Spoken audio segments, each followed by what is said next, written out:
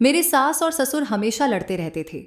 बच्चों की तरह छोटी छोटी बातों पर झगड़ा शुरू कर देते थे। ससुर जी मुझसे कहते, अब तुम मेरे किसी काम की नहीं रही। इस पर सासू माँ उनसे कहती, तुमसे शादी करके पछता रही हूं। वे तो उस घड़ी को भी कोसती जिस दिन उन्होंने शादी के लिए हाँ की थी। हर दिन उनकी इसी तरह की लड़ाई से शुरू होता और फिर दिन भर झगड़े में ही बीतता। कुछ दिन ऐसे ही गुजर रहे थे कि एक दिन सास ने अपने काम के लिए एक नौकरानी रख ली। अब वह नौकरानी हर समय सास और ससुर के कमरे में ही रहती। लेकिन धीरे धीरे मैंने देखा कि मेरी सास और ससुर तो बहुत खुश रहने लगे थे और उनका झगड़ा भी बंद हो गया। मगर नौकरानी बहुत कमजोर होती जा रही थी। एक दिन मैंने नौकरानी से बात की तो उसने कहा, मेरा हिसाब भगवान करेगा। उसकी बात सुनकर मुझे थोड़ा डर लगा। फिर एक दिन नौकरानी चाय बनाते हुए अचानक बेहोश हो गई। मैं उसे फौरन अस्पताल ले गई। डॉक्टर जब बाहर आए तो उनके चेहरे पर गहरी गंभीरता थी और साथ में पुलिस को बुलाने की बात की। मैं डर से कांप उठी।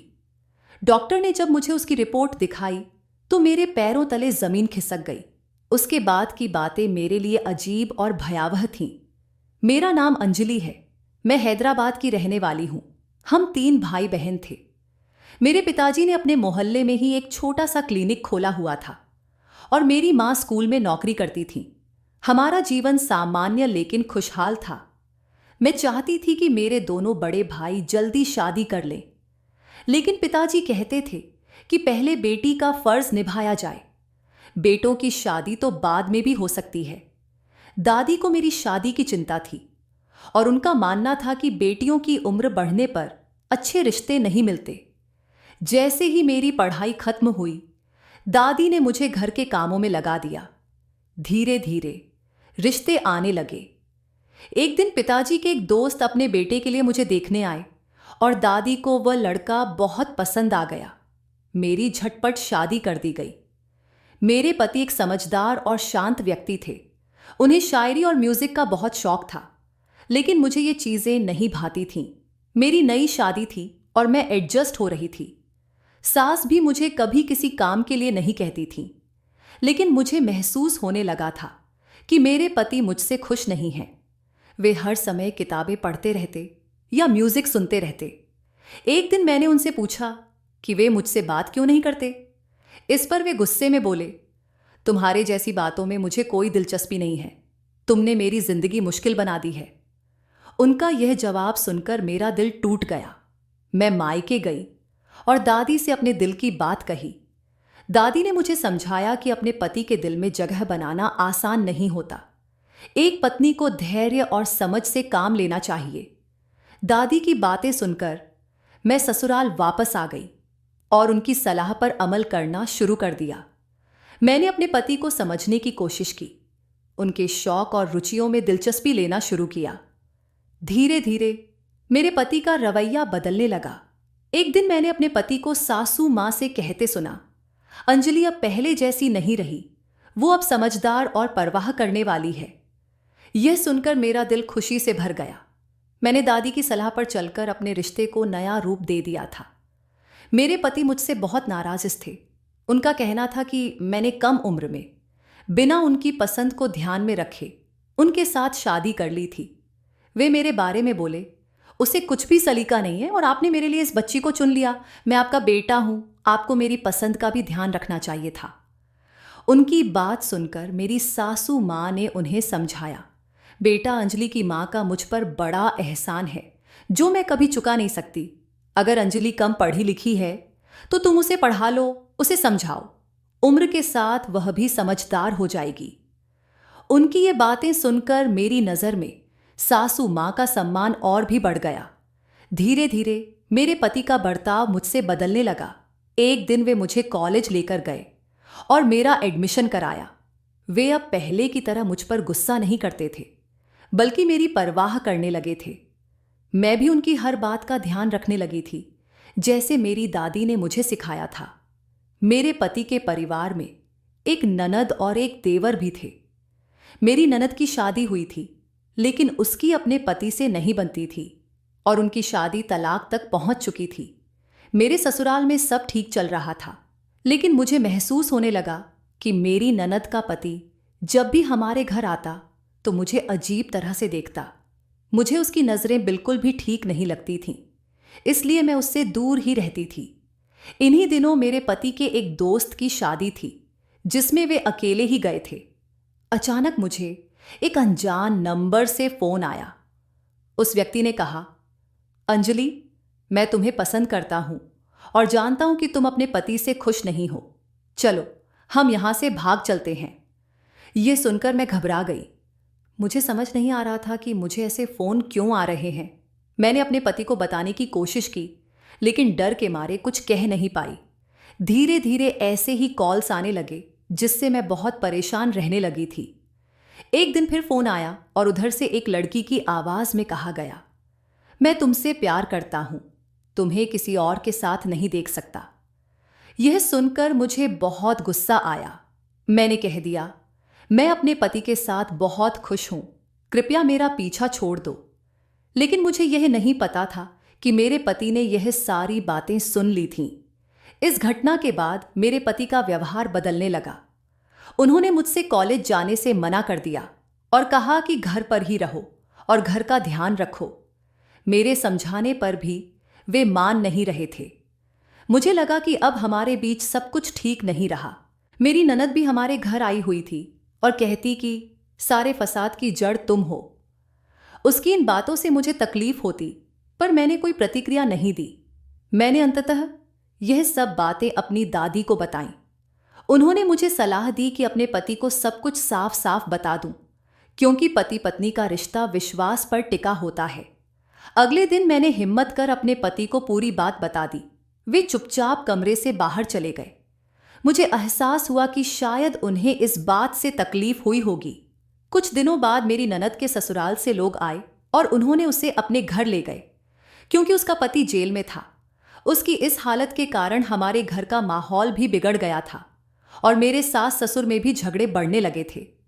इन सब बातों के बीच भगवान की कृपा से मैं गर्भवती हो गई।